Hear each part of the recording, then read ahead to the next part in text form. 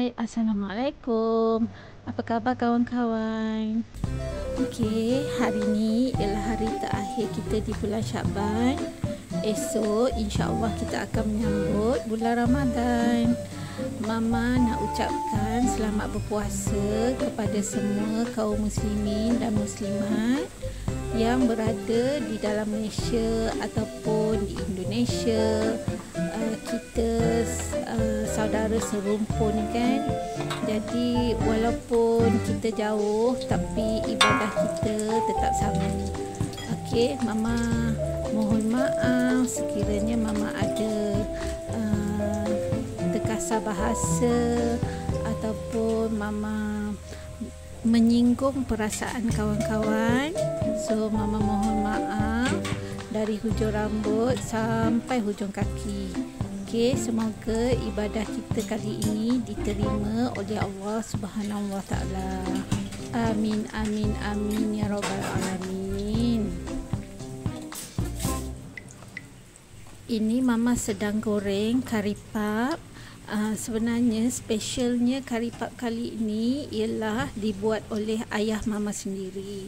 Ayah Mama datang ke Kuala Lumpur untuk berpuasa dan sekaligus akan menyambut Syawal tak lama lagi dengan Mama dan keluarga kat sini. Ayah Mama ni dia setiap tahun dia akan buat kari pap untuk dijual di bulan puasa. Jadi tahun ni dia datang rumah Mama untuk jual dekat sini lah. So dia akan jual dekat Pasar Ramadan dekat area rumah Mama. Dengan adik-adik dia. So doakan supaya perniagaannya diberkati dan dimurahkan rezeki ya kawan-kawan. Amin.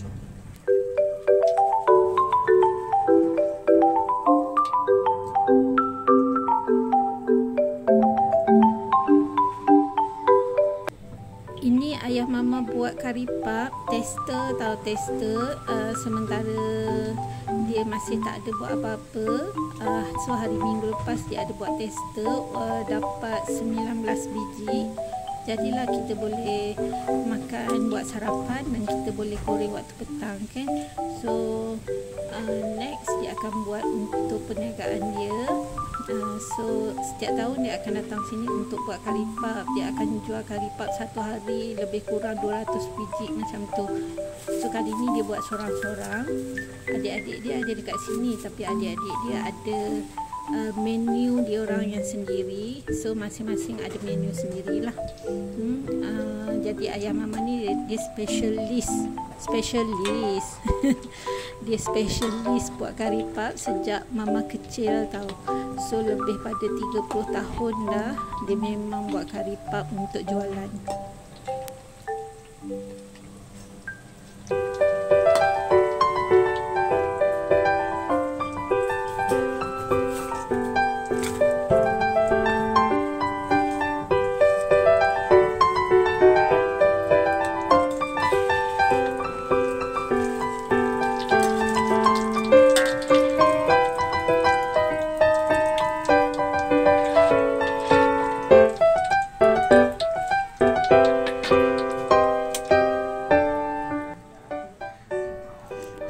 Okey, kari pap Mama dah siap. Mama dah goreng 15 biji semuanya.